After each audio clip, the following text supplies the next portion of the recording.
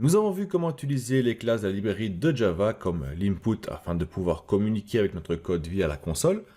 Dans le jeu pierre, papier, ciseaux, nous avons utilisé la classe random afin de générer un nombre aléatoirement.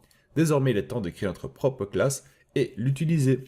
Cette partie est la partie la plus importante dans la formation de Java car n'oubliez pas qu'une classe est un objet et que nous allons créer tout au long de notre programmation plein d'objets qui vont interagir et communiquer entre eux. Je suis Danny Tutoda, allez c'est parti.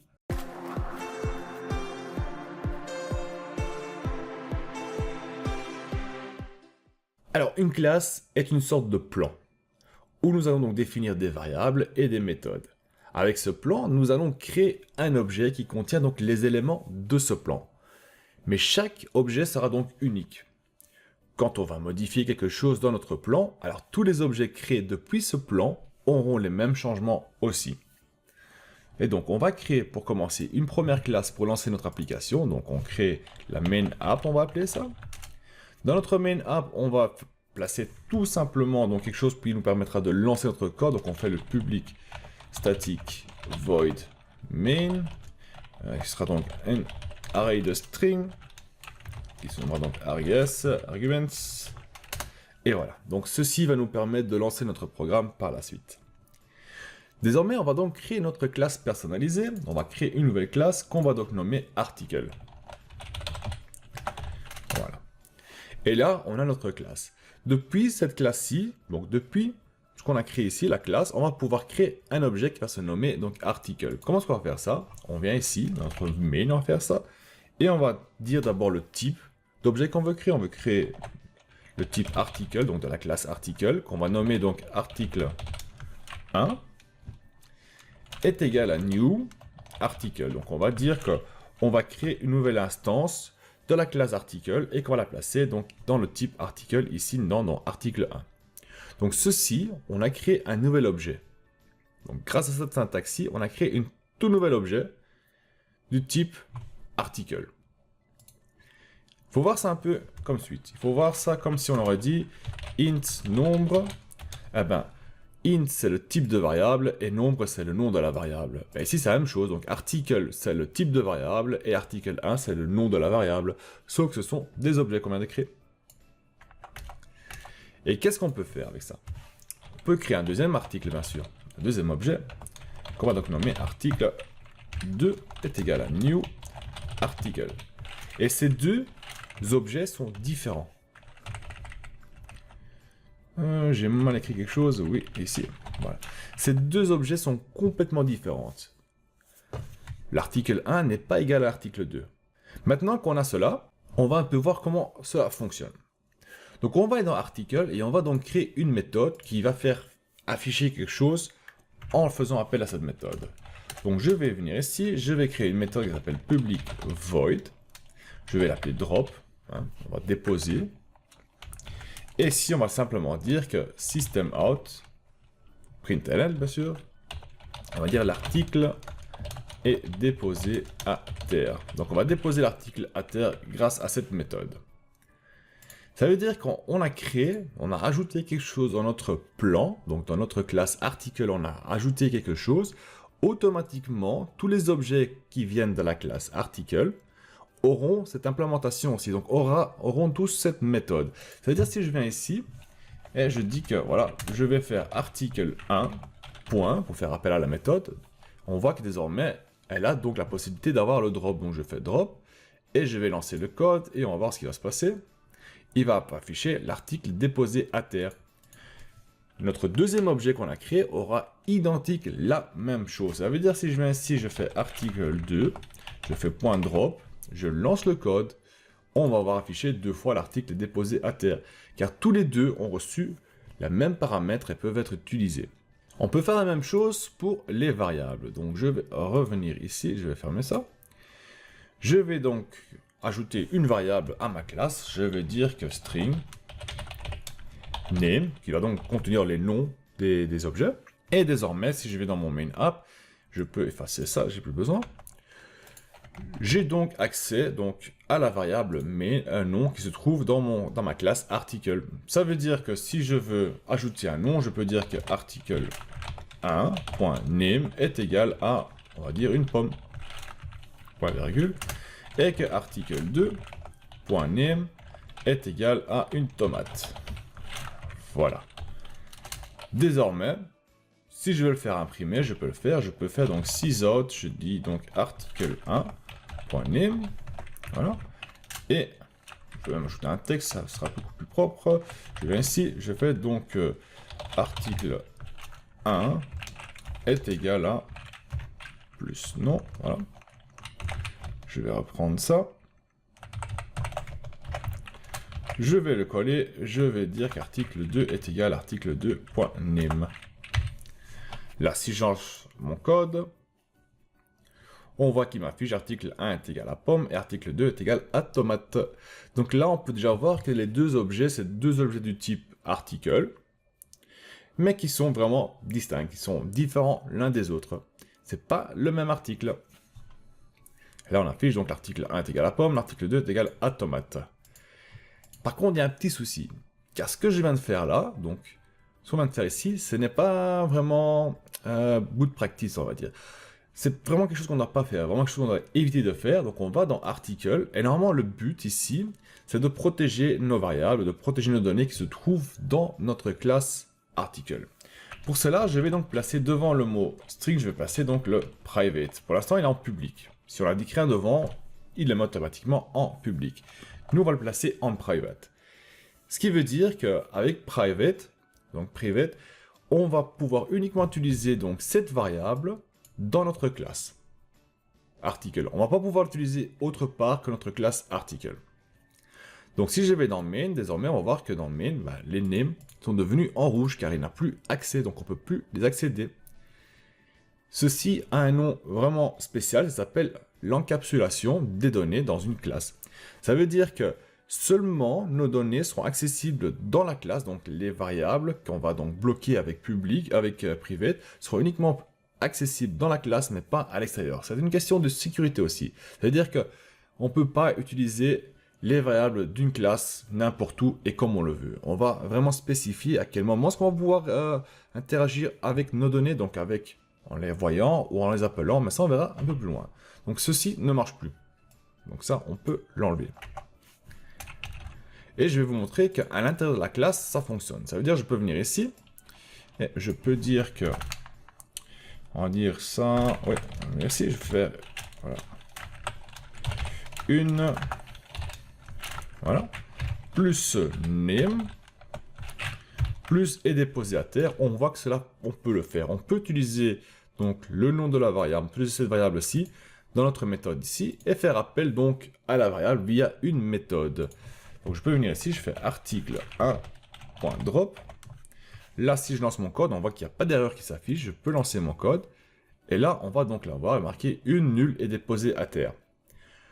Le nul ici, c'est normal, car on n'a pas défini de nom à notre variable. Donc notre variable name dans notre classe article, il est vide, donc il est null, donc il est nul, il est 0.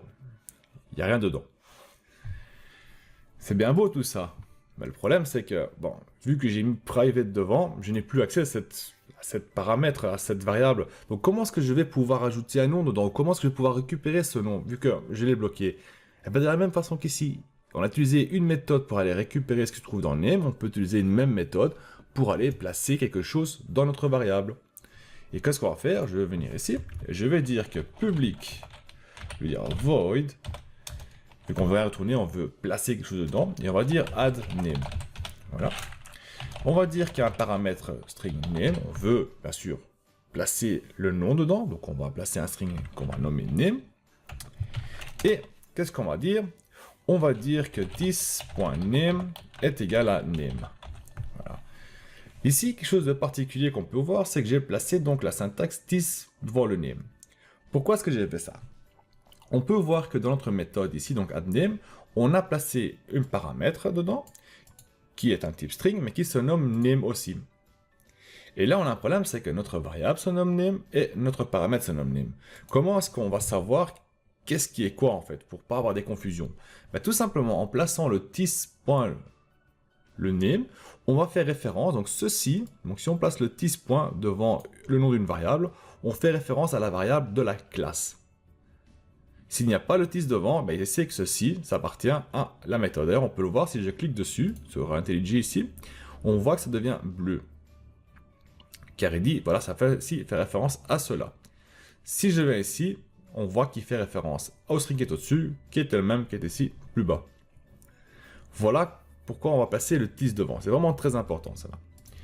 Et désormais, je peux venir dans mon main et je peux dire que article 1, article 1, point, je dis add name, je vais lui ajouter un nom dedans, que je vais donc dire pomme, voilà.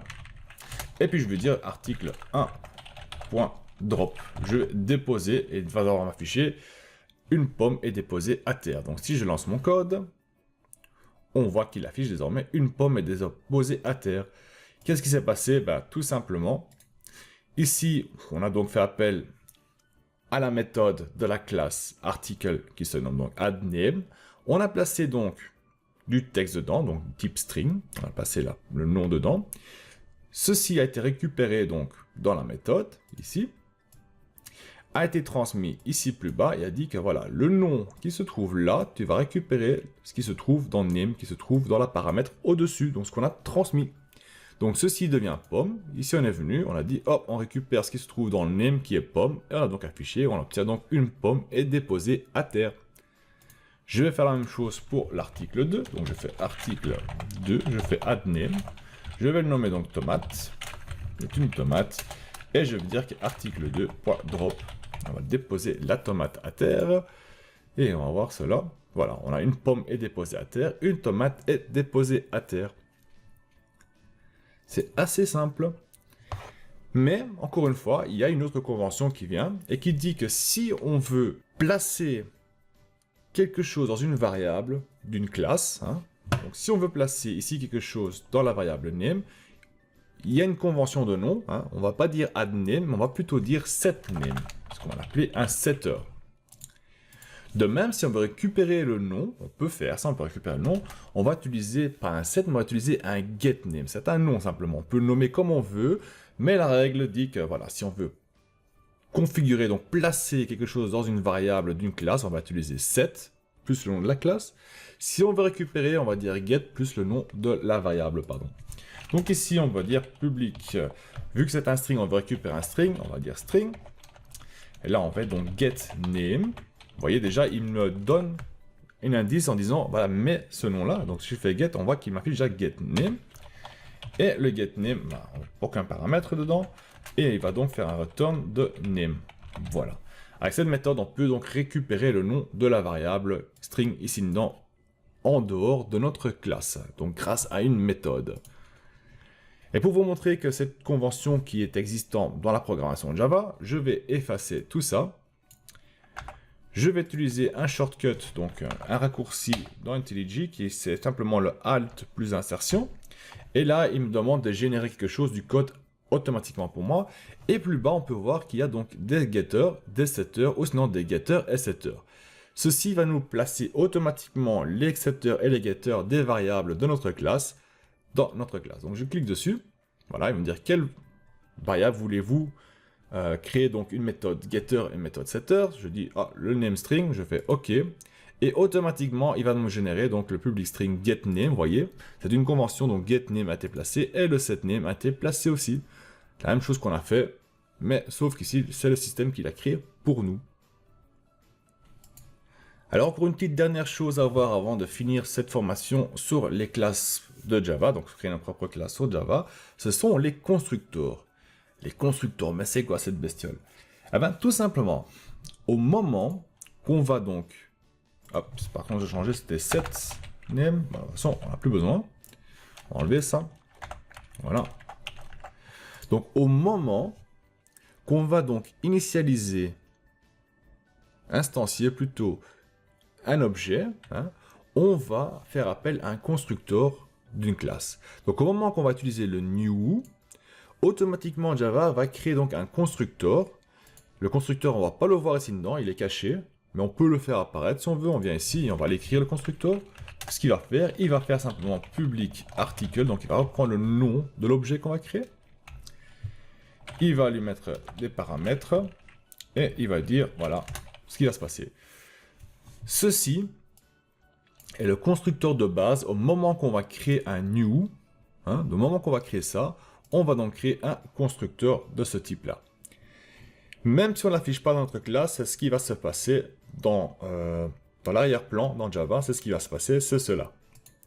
On peut placer des paramètres dans un constructeur. Ça veut dire que si on place un paramètre dans un constructeur, au moment qu'on va créer un nouvel article, on va avoir besoin du paramètre, donc on va avoir besoin de l'information de l'utilisateur pour remplir le paramètre. Ainsi, on va pouvoir alimenter quelque chose dans notre classe.